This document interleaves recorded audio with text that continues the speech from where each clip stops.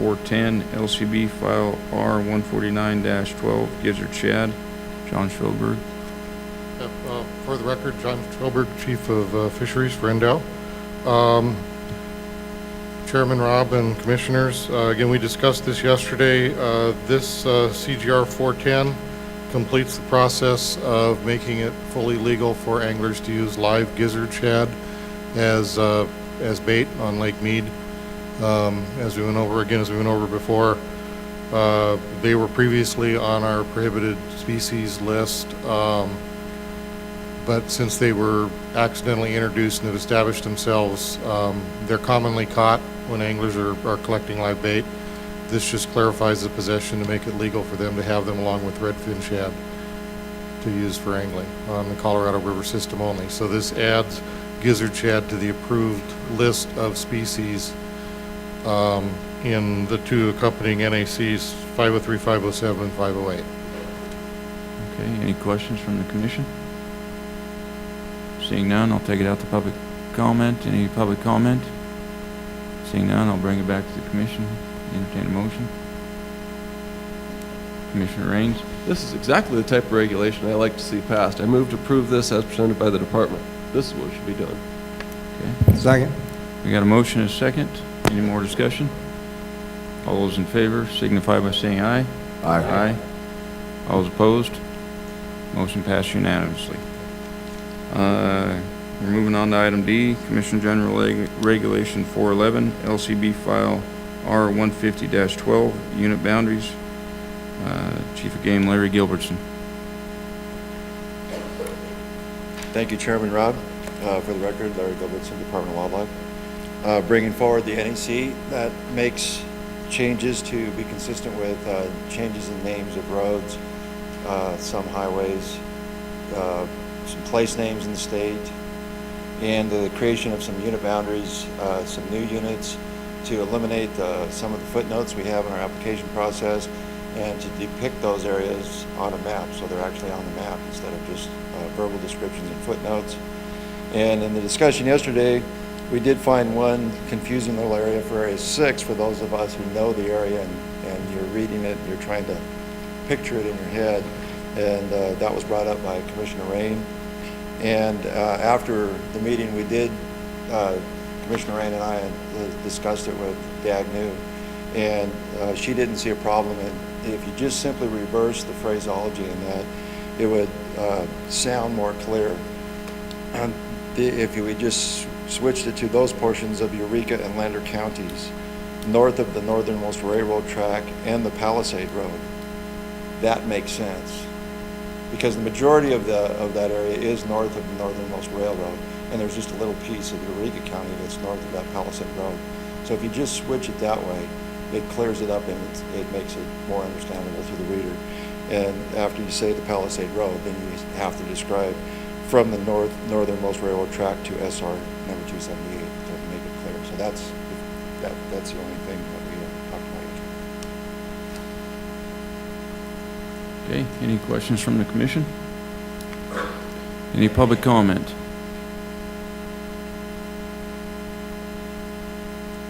All right. I thought we'd have some public comment on that one, but I'll bring it back to the commission. Commissioner Drew? The only item I had on this is we had talked yesterday about putting a footnote at where it says 504 or 0.210, the management areas and units for wildlife are as follows. And my thought on that was just to put a footnote that's similar to that's already on the hunt unit map. And it would read something along the lines of, it is the user's responsibility to know the land ownerships within hunt areas and units and associated local restrictions prior to use. Please contact the appropriate municipal, county, state, or federal agency or tribal authorities for information and local closures or other restrictions, fees, and ordinances in effect. That way it would be consistent on the map and also as a footnote, so it's clear that sportsmen are responsible for knowing land ownership. And I think the other thing we talked yesterday with Larry about is trying to identify some of those tribal areas in 291 just so it's clear, more clear on the map. Okay. Any other commission discussion? Commissioner Rain? Just a question on that. Maybe our legal staff can weigh in on that. Is that necessary to add that verbiage, or is it assumed because it's in everything else? Do we need to repeat that in multiple locations? I don't think so, but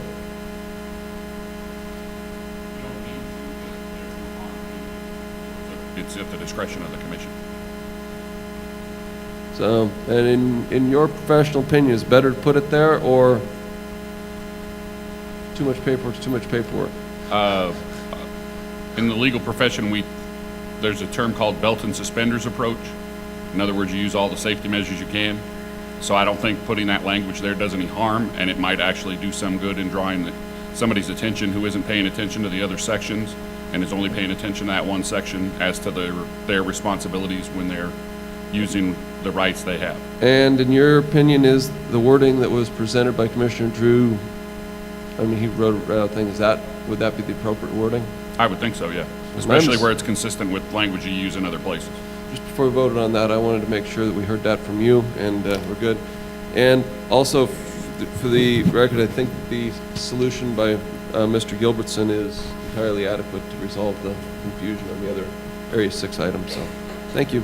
Okay, thank you. Any other commission discussion? Seeing none, I'll entertain a motion.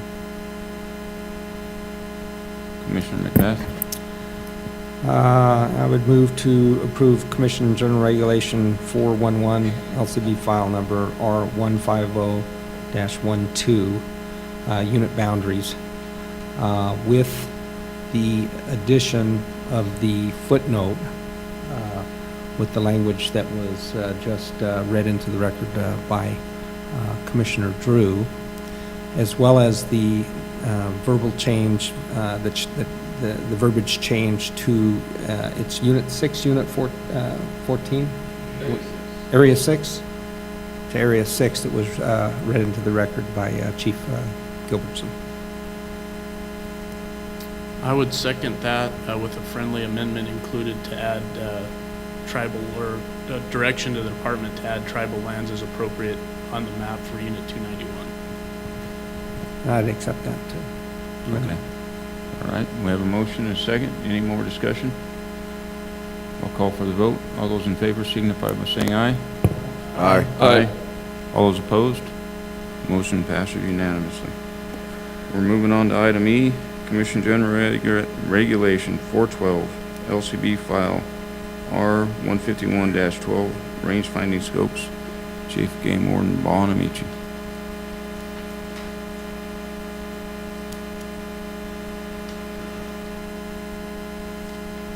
For the record, Rob Buonamici, Chief Game Warden.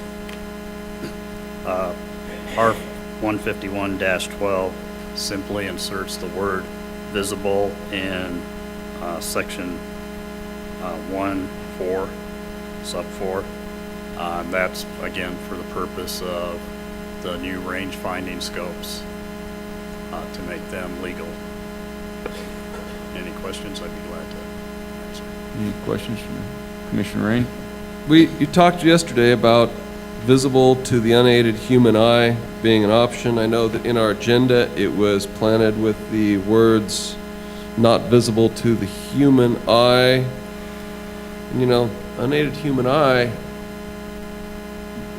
I'm still thinking that's better wording, so it's to me, it's clear.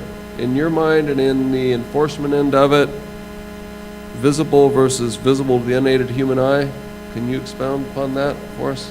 Yeah, as I stated yesterday, I'm perfectly comfortable with either way. Visible to the unaided human eye is probably a little more technical and, you know, maybe better in the long run. But, you know, either way, it's whatever the pleasure of the commission. Any other commission questions? Seeing none, any public comment on this? Seeing none, we'll bring it back to the commission. Commissioner Rain? I'll try a motion, see if it works.